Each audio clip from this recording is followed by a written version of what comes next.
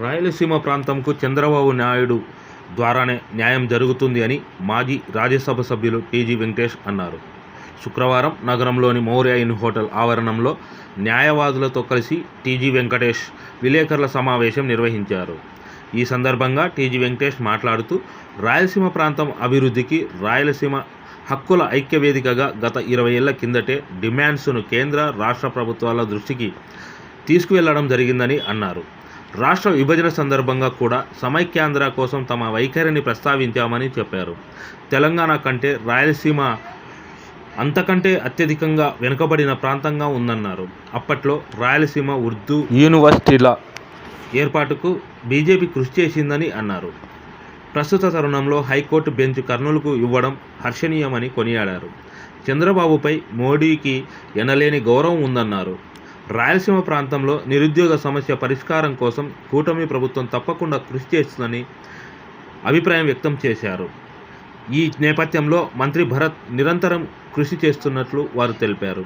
ఈ కార్యక్రమంలో కర్నూలు సిటీ న్యాయవాదుల అధ్యక్షులు B Krishnamurthy, secretary BS Ravikanth Prasad, high court bar member B Raviguevara, న్యాయవాదులు K Sridhar, Joharapuram Bastipati Nagaraju, V Bhaskar, C Suresh, K Maddesh, Tipu Sultan, K Harikrishna, BK Muralimohan, Jyothi తదితరులు పాల్గొన్నారు. కావాలని కోరవచ్చు. చాలామంది ఆంధ్ర సపరేట్ కావాలని డిమాండ్లు చేసిన రోజులు ఉన్నాయి.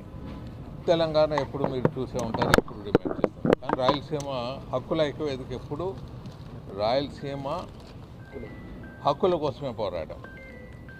ఎప్పుడు చెప్పామంటే, తెలంగాణకు వెనుకబడిన ప్రాంతంగా విభజిస్తే తెలంగాణ కన్నా ఎక్కువ వెనుకబడిన ప్రాంతం రాయలసీమ, మళ్ళీ మేము కూడా డిమాండ్ చేయాల్సి వస్తుంది కదా అని అలా మేము అడిగామే. కానీ మేము ఎప్పుడు కానీ మా డిమాండ్లు ఎప్పుడూ 100% మా హక్కుల కోసమే పోరాటం.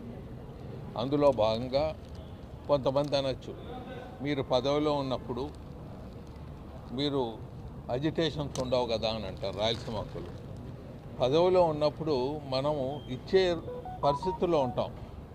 మేము హక్కులు కోసం పోరాడేది మీనింగ్లెస్ అవుతుంది. పదవిలో ఉన్నప్పుడు ఇచ్చేటప్పుడు ఇచ్చే స్థితిలో ఉన్నప్పుడు మేము మా చేతనైనంత ముఖ్యమంత్రిని వారిని ప్రసన్నం చేసుకొని కొన్ని కార్యక్రమాలు చేసాం, చాలా చేసాం.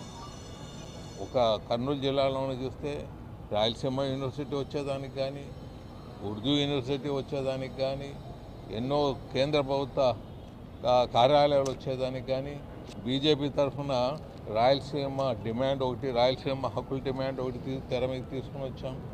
సో ఎన్నో కార్యక్రమాలు మనం చేయటం జరిగింది. అందులో భాగంగా ఇప్పుడు ఒక జగన్మోహన్ రెడ్డి గారు హైకోర్టు బెంచ్ ఇస్తామని అంతకుముందు అంటే తెలంగాణ విడిపోయిన తర్వాత చంద్రబాబు నాయుడు గారు అప్పుడు మా హక్కుల పోరాటంలో ఆయన ముందుకొచ్చి రాయలసీమ ప్రాంతం వారికి తప్పకుండా హైకోర్టు బెంచ్ ఇస్తానని చెప్పడం జరిగింది. ఎలక్షన్ల ముందు ఎలక్షన్స్ అయిపోయితే జగన్మోహన్ రెడ్డి గారు రావటం, జగన్ ప్రభుత్వం మాయ మీకు తెలిసిందే. హైకోర్టు బెంచ్ మేము ఇవ్వము, మేము హైకోర్టే ఇస్తామని ముందుకు పోవటం జరిగింది. మరి సుప్రీంకోర్టులో కూడా సుప్రీంకోర్టు జడ్జెస్ అడిగినప్పుడు ఈ హైకోర్టు విషయము, హైకోర్టు మా ప్రభుత్వ ప్రతిపాదనే లేదు అని చెప్పేస్తారు సుప్రీంకోర్టులో. ఇంకా సుప్రీంకోర్టులోనే ఇంకా న్యాయస్థానంలోనే మా ప్రతిపాదన లేదు అని చెప్పినప్పుడు హైకోర్టు బెంచ్ కాదు కదా, ఏది రాలేకుండా పోయింది. హైకోర్టు బెంచ్ పోయింది, హైకోర్టు అనేది మాయగా నిలబడిపోయింది.